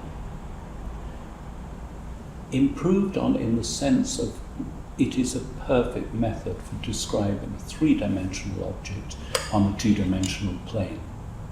However, I am now working with computers much more, and when I start a painting, I will often not only have an image of a particular building and my memories of that experience of taking in that building, but I will reconstruct the building so I can travel around it three-dimensionally. Now, there is no doubt that Piero della Francesca, Alberti, Brunelleschi, Michelangelo, they would all have used a computer. In fact, they'd probably be working for Apple, they would have worked for IBM, they'd be developing software. And I think that my own fascination is with the three-dimensional world and the way we can make a two-dimensional object that carries value and weight and makes them question. There is no doubt that within the world of computers, computer imagery, there are programs that can assist us and programs that we can adapt and modify and use as a toolkit. And the future is very, very bright for the world of imagery. It's very exciting. I still use paint. I apply it with a spray gun, but sometimes with a sponge, sometimes a brush.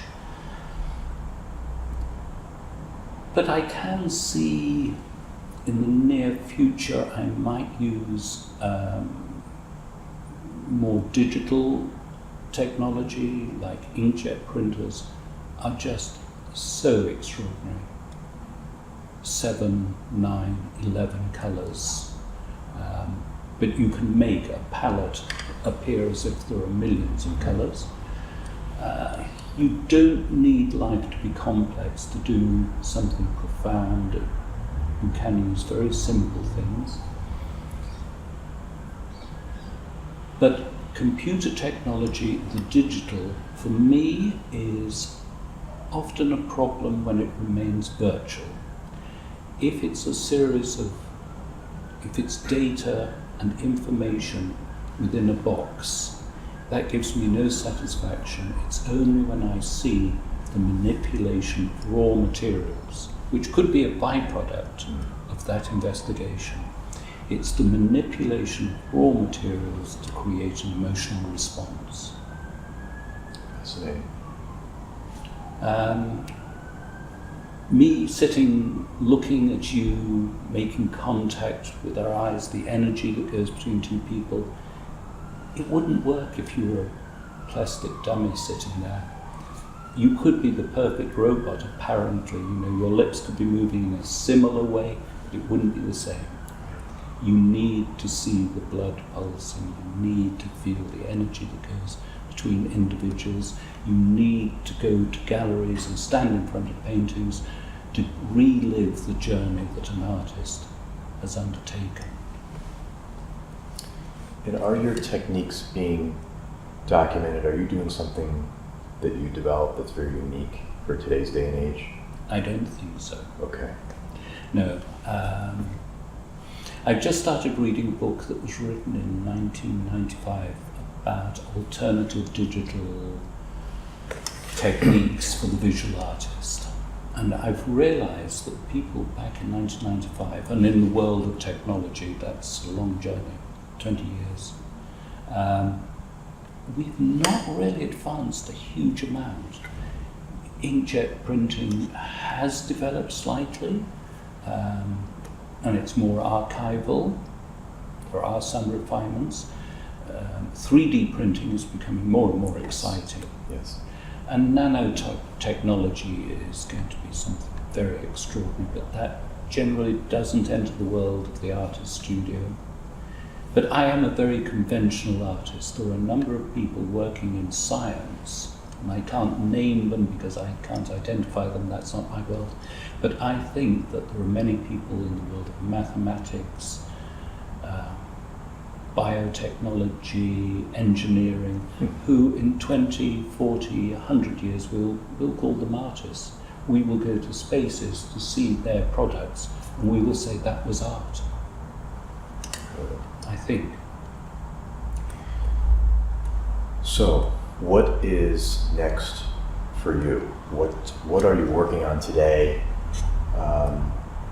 How long is it taking you to do a project today? I know is this room filled with a lot of energy during the week? There are a lot of people here working alongside you. Yeah, I only have 2 assistants at the moment. Occasionally it's expanded, but the most I've ever had was 6 when I was working on the Liverpool project. But the Liverpool project, it took 3 people were employed for 3 years to make the drawings. So they were following my instructions. I set the basic grid and the pattern. Okay. And I would go and take photographs, come back here and ask them to interpret what I was trying to reconstruct. And they would reconstruct it in a 3-dimensional model, which then became a 2-dimensional drawing. So I work with assistants and we collaborate. I'm the only one that paints. At the moment, I've got 2 people, and that's completely adequate for the scale of project I'm doing. I would like to go back to working completely on my own, because sometimes working with people, a lot of your energy goes in helping other people to have energy, or to get them to carry out what often artists explain very badly. I know that I'm not a good communicator. So therefore I often find I've spent an hour asking for something to be done, and I just didn't explain it properly, and people will give me something and say, but that's what you were asking for. Right. And I'll say, I may have been asking for that, but I didn't mean that. Right. So that's a problem. But anyway, so lots of energy, yes, there is, and we work hard, and I'm very grateful for the people that assist me in achieving what I'm trying to do. Just at the moment, I'm putting a lot of research into this image. Now this image, this is basically the study for the painting I'm going to be making. The painting will be roughly 6 feet by 6 feet, and it's for an American collector and his wife. They're a couple that are building a fantastic collection of contemporary realist paintings, and I'm learning a great deal from them because we've been negotiating a commission for maybe 2 years. I've shown them images I'm interested in making. They've sometimes said, well, this isn't our sort of thing, but you're going in the right direction there. Okay. And after so 2 that's years, a process. That's a process. Sure. And it's a process for me of now having a relationship with 2 people I have enormous respect for. I can see that they have clear vision for their own collection, but they have a vision about what my work is. And with this particular project, painting, I proposed 2 different views, and they opted for a view which I then spent a month exploring, and I realized they were completely right. That I had thought that the painting being a different shape would improve it. It had the right weight. By doing a month's experimenting and doing printouts like this, which I call my sketches, I realized that they had a clearer vision than I did. But it took me a month to go through it, whereas they made a decision straight away. So this is based on 4 spaces. It's a landscape in Italy. It's the floor from a church in Tuscany. It's mainly Italian, the inspiration, but the ceiling is the inside of a gallery in the East End of London that was badly damaged by fire, but it now shows contemporary paintings. And these are 4 of the 47 paintings that are in the convent of San Marco in Florence. Really? They are by Fra Angelica, and each of the cells, the small spaces therein, were inhabited by monks, and each monk had a painting by Fra Angelica to contemplate, to meditate on. A simple bed, glass of water, blanket, and a great piece of painting.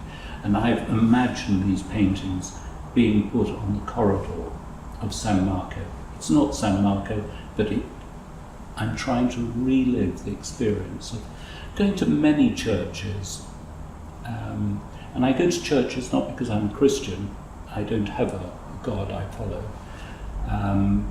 but I like spaces that have had love put into them. And I like spaces where good energy has been put in, and one knows this. That's fascinating. So these are the paintings. They're mainly, well, they are all crucifixions, so they're very tragic subjects. They are about an individual's suffering, but the suffering for the good of the community and society. So That's I'm marvelous. not seeing them from a religious point of view, but I do see the crucifixion as a very, very powerful image of humanity Yes. and inhumanity. Yes. So do you know the artist who did? Yes, these are Fra Angelica. Oh, okay. Yes, so they're all Fra Angelicas, and what I've done is I've imagined that they are frescoes that have been lifted off the wall and put into frames, because that's what so often happens, that things are taken out of one context and put in another context, which completely changes the way we look at them. Sure. It may be appropriate, it may be inappropriate. But the other thing that I'm trying to pursue in this, what will be the painting, is that accidents, damage, wear and tear are not there to be polished, cleaned. We need to look at our scars and remember and learn from what created that scar. And these paintings, this and this, came about because of an interview with a journalist.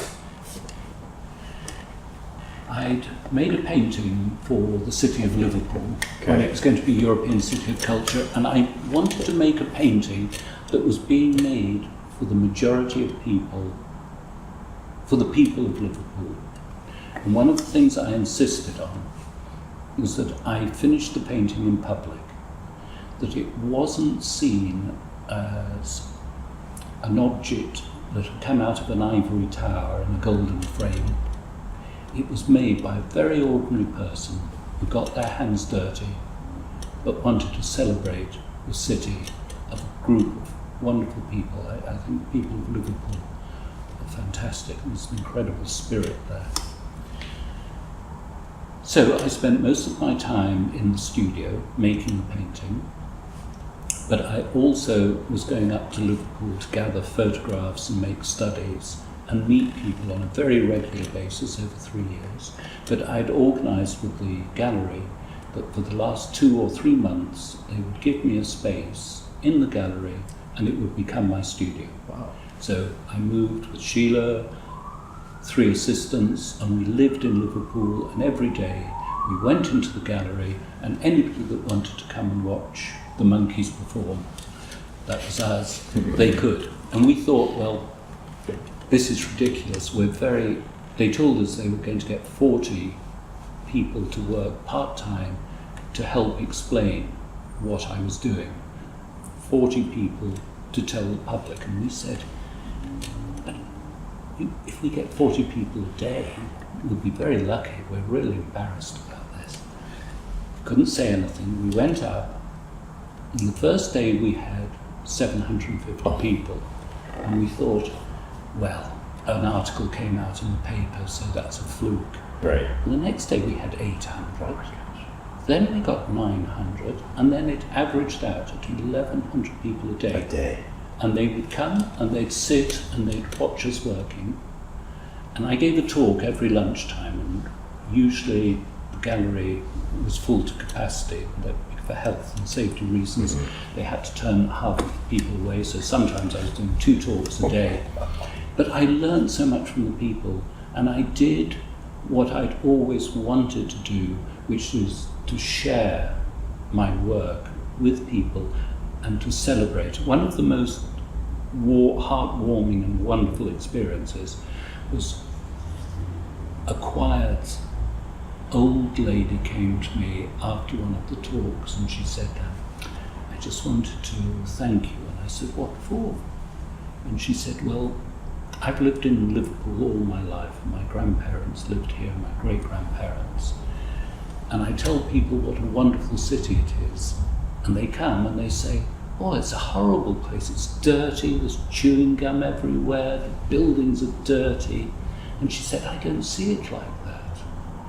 And you're the first, now you've come and you've shown me the way I see it when I tell the people that, because I don't see the crime and I don't see the grime. And when you finish this painting, I need to be able to buy a postcard and send it to people and say, this is my city. What a wonderful compliment. Oh, That makes it all worth it. It was fantastic. Wow. And the other great experience was one day a man came to me, and it was almost our last day, and he said, I've been coming in, you probably haven't seen me, but I come in once or twice a week and have done for the last 2 months. And to put it kindly, he looked as if he was sleeping rough on the streets. His coat was filthy. He just looked as if he was having a bad time. And he said, what time are you leaving? I said, well, the gallery closes at 5. And he said, oh, I'm going to come back. I want to give you something. And I said, there's no need, please. And he turned up and he got a bottle of champagne and a very expensive box of chocolates for Sheila. And I couldn't say no, but I thought, there's no way he can afford this. And he could tell that that's what I was thinking. He said, no, don't worry. He said, I'm a busker, and I've had a really good afternoon. So this is one artist thanking another artist.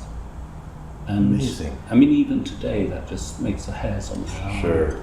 Wow, so And touching. he was, we just got that response all the time.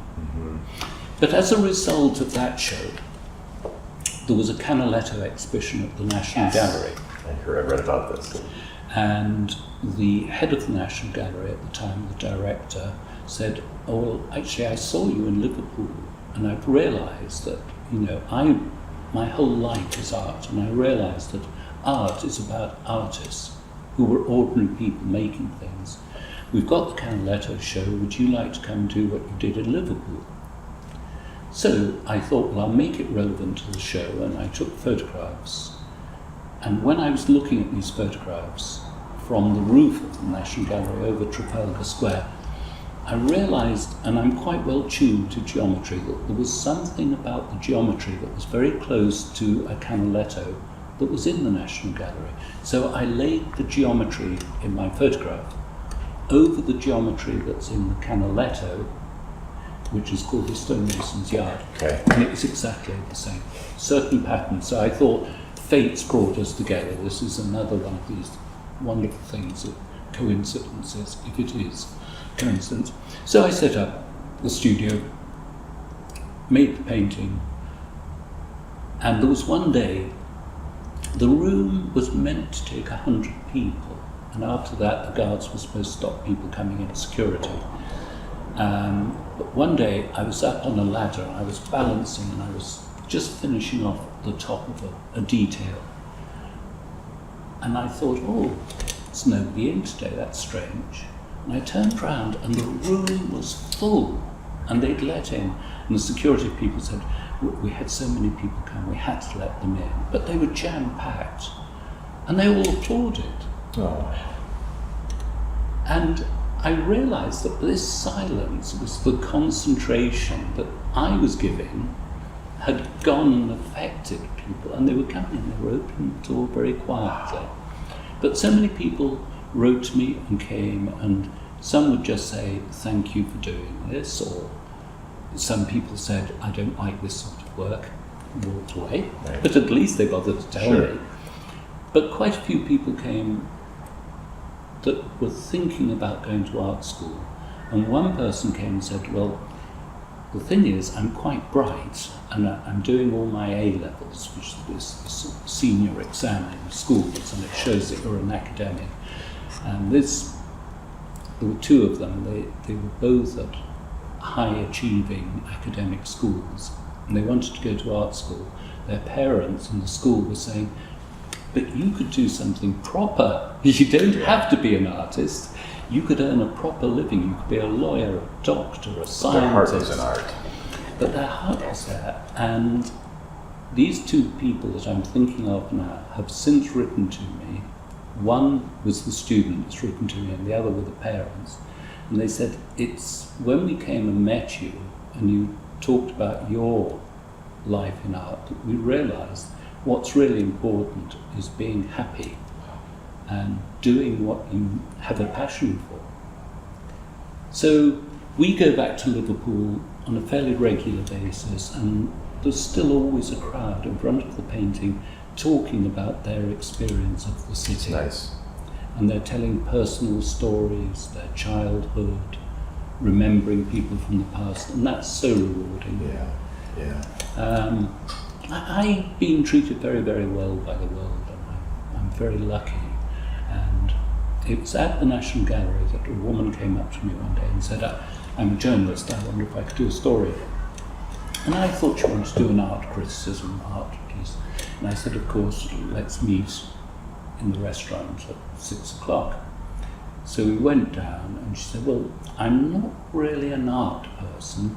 I'm interested in people, and I write about where people have come from and their families. So all of a sudden I had to rethink what I was going to talk about. I had all the art theory and, the part of this movement, or I don't like that. So I had to rethink it. And I thought, well, the only time I talk about my family is really with a small group of friends, and probably when I've had one or too many drinks on a Saturday night over a good dinner. And I found that she was a certain type of person, just as you are, a very good listener that actually brings things out of you. And within 10 minutes, I'm remembering certain violent events in my childhood, and I'm in floods of tears. And I realised my past had been very important to me. And I didn't say it with this particular journalist, who really did change my life considerably. But 2 years later, I was being interviewed by somebody in BBC, and I found myself saying, and referring to the night when my house was destroyed, well, I suppose I've spent the last 50 years of my life trying to put that house back together. And I thought, who said that? And I realised it was me saying it, and again I've reached a moment where somebody was talking to me and helped me to see what was there that I'd never addressed. Right. So after the evening in the National Gallery, I was just finishing the painting. He came back to the studio, finished it, and Sheila and I sat down and said, well, what am I going to go on to now? And I said, well, I thought I was going to go on to such and such a painting, but it no longer seems appropriate because I've now started to hear things that have obviously been haunting me for 40 years or so. Maybe I've got to look for a different subject matter as well. So we went to look at a museum in Germany. I went there because I admired the architect who had done a conservation restoration job on it. But the second I walked into the building, I realised I wasn't looking at that architect's contribution. I was looking at the contribution of many craftspeople who helped the architect to put it back into his vision of how the building should be seen. And the building had been a small version of the British Museum. It was a historical museum, artefacts, pieces of anthropology. And what the architect had the great vision to do is to look at what is really quite an austere building, but he looked at the damage on the walls, which was from the war. So this was a cultural establishment a cultural establishment that was full of often stolen property. Our Really? great art critics, our great curators are often going and borrowing things from other countries, and perhaps they should be left in those countries, but that's a whole different argument. But it was also a building from a time when you went into a museum, you were humbled from the very start. You stand outside the building and you've got temple-like steps going into this huge edifice with classical columns. And of course, we now live in very different times. So this was old museum. It was a cultural centre which had been destroyed by the British damage, put back together many years later. But I chose to leave out all the objects, and I tried to show it. This painting is more or less as you'd find it today, except these showcases are now, these cases are full of objects to be considered. This is called the Fatherland Room, and it's praising people. At the end, you've got an Egyptian carving one of the gods, one of the kings. But it's a direct result, and some of the paintings are displaying much more damage to the building. It's a direct result of realizing that our scars are so much part of where we've come from. Yes. And lessons for the future. And not to be ashamed of aging and the process of developing a patina, if you want to be fancy about it, or developing an appearance and a passion for something that comes out of maturity and reflections on impetuous, youthful energy. Wow. Yeah, and I commend you for realizing that. And well, I commend the journalist that interviewed me. yeah, but yeah, it's fascinating. I'm curious, why did you leave the cases empty? People often would ask me why I hadn't put any people in the Liverpool painting, and or ask me why I hadn't put things in the case. It's because I want people to put their own things into those cases. I love that. Because wherever we go has the potential of being a museum, a collection of memories. Yes. And we all come with our own memories and experiences. So when we stand in front of a painting, we often take out of that painting what we put into it, what we project onto it. And I think the great artists are offering you an opportunity, the crystal ball that you can look into, the teacup where you look at the pattern of the leaves and interpret the future, perhaps. That's beautiful.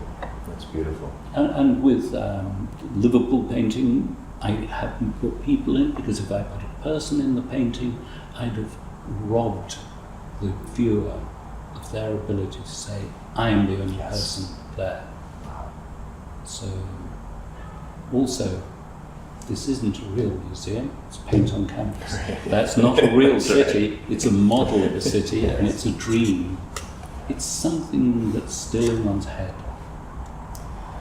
Well, Ben, this has been tremendous. I wish I could go on for another couple of hours. I'm afraid I could as well, and I shouldn't. But maybe we could do it again. I think so. Maybe there are other stories. Absolutely. I so much enjoyed this. I want to bring my family back, and maybe we could do it then.